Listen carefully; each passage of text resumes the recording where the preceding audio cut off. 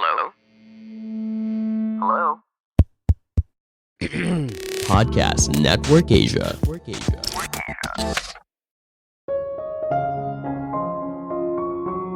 Hubungan kerja yang sehat seharusnya berjalan dua arah, memberi dan menerima.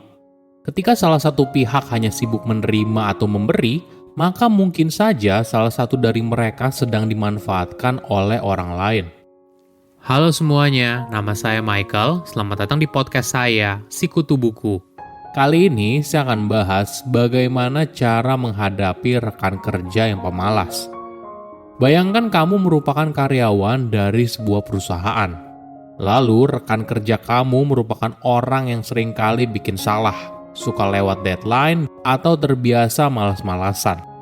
Mungkin saja kondisi ini membuat kamu frustasi dan pada akhirnya bisa berdampak pada kinerja dan juga karirmu di perusahaan tersebut. Bagaimana kamu bisa tetap menjaga reputasi dan kinerjamu tetap baik? Padahal pekerjaan kamu dan rekan kerja yang malas itu berkaitan satu sama lain. Mungkin di awal kamu dan dia harus punya peran yang jelas. Yang paling penting, atasan kamu tahu apa yang kamu kerjakan dan apa yang rekan kamu kerjakan. Jangan lupa juga semua pembicaraan soal pekerjaan dengan rekan kerja yang malas terdokumentasi dengan baik.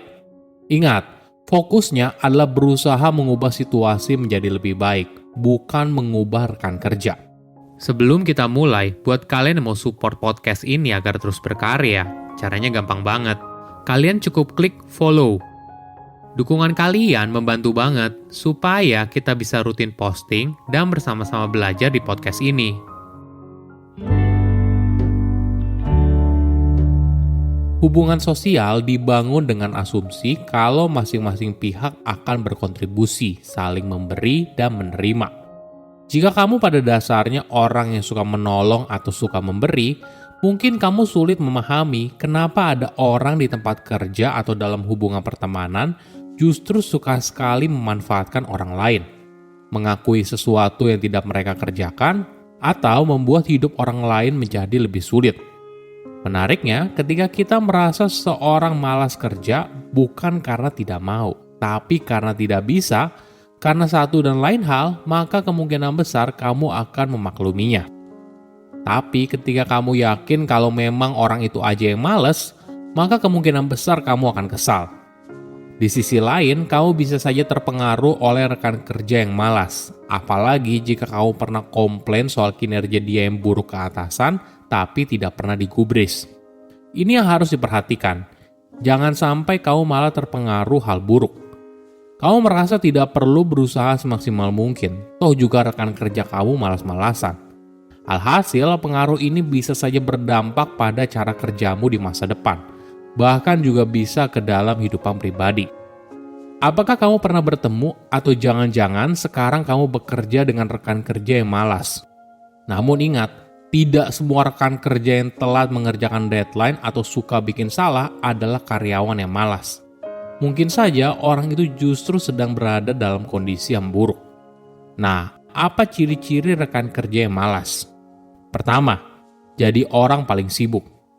Ini adalah sebuah ironi.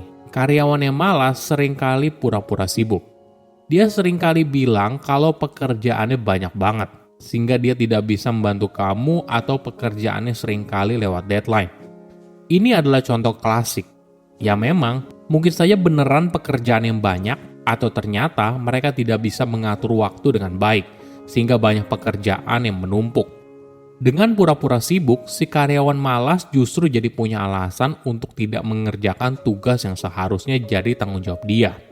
Kedua, sering tidak ada di tempat. Mungkin kamu akan melihat rekan kerja kamu istirahat makan siang hingga jam 2. Atau seringkali ambil break di pagi hari jam 10 atau jam 3 sore. Tapi bisa sampai 30 menit. Perilaku ini semakin sulit diketahui apabila orang itu bekerja dari rumah.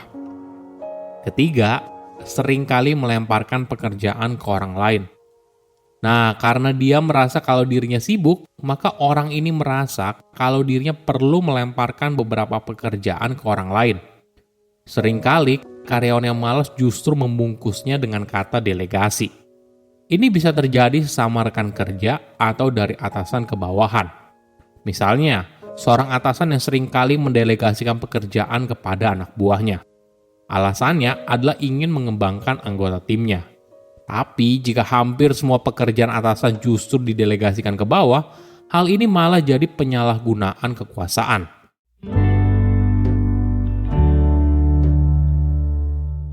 Bekerja dengan seseorang yang malas bukan hanya bisa bikin kesal, tapi juga bisa merusak kinerja dan reputasi kamu di perusahaan tersebut.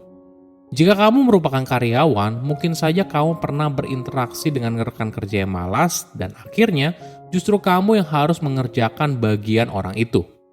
Atau rekan kerja yang pintar sekali berpolitik hingga bisa melemparkan tanggung jawabnya kepada kamu. Situasi ini tentu saja tidak mudah, apalagi rekan kerja kamu yang melakukan itu bukanlah orang baru, tapi karyawan lama. Artinya, pola kerja karyawan itu sudah terbentuk dan pembiaran sudah terjadi dalam waktu lama. Mungkin satu hal penting yang harus kita ingat, kita tidak akan bisa mengubah rekan kerja kita. Yang bisa kita lakukan adalah berusaha memahami situasi tersebut dan bagaimana bisa melakukan yang terbaik. Di awal, kita harus melakukan refleksi diri dulu. Jangan sampai kita justru terjebak dalam fundamental attribution error. Yang artinya, ketika kita mendapatkan hasil baik, kita menyalahkan orang lain atau sesuatu yang berada di luar kontrol diri. Coba perhatikan juga interaksimu dengan rekan kerja yang kamu anggap malas. Apakah kamu justru mengirimkan sinyal yang bisa mengancam mereka? Mungkin saja kamu melakukannya tidak sengaja. Tapi kamu menunjukkan kalau kamu lebih pintar, lebih baik, lebih ahli daripada rekan kerja itu. Nah, jika iya, maka kamu perlu perbaiki bagaimana kamu berinteraksi dengan dia. Kamu harus menekankan kalau kesuksesan itu bukan hanya milikmu seorang, tapi ketika kamu sukses, maka itu juga merupakan kesuksesan mereka juga. Perlu juga kamu bilang kalau ini bukan kerja satu orang, tapi kerja tim yang akhirnya bisa membuahkan hasil yang baik. Tips lain yang menarik, mungkin saja kamu perlu mengajak bicara rekan kerja kamu. Mungkin saja orang tuanya sedang sakit, anaknya lagi ada masalah di sekolah, dan sebagainya. Jika ini alasan rekan kerjamu jadi tidak fokus kerja, ya mungkin saja bisa dimaklumi dan berharap kalau kinerja mereka di masa depan akan membaik. Terakhir, buat peran dan tanggung jawab yang jelas. Mungkin seorang dianggap malas, bukan karena dia nggak mau kerja, tapi mungkin saja karena dia tidak tahu apa yang harus dikerjakan. Jadi ketika memulai sebuah proyek, setiap orang harus punya peran dan tanggung jawab yang jelas. Bagus juga apabila setiap minggu dibuat jadwal rapat mingguan untuk update progres.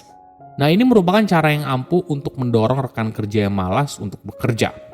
Karena jika dia tidak bisa memberikan update, maka reputasinya menjadi buruk di depan semua orang. Silakan komen di kolom komentar pelajaran apa yang kalian dapat ketika tahu informasi ini. Saya undur diri, jangan lupa follow podcast Sikutu Buku. Bye-bye.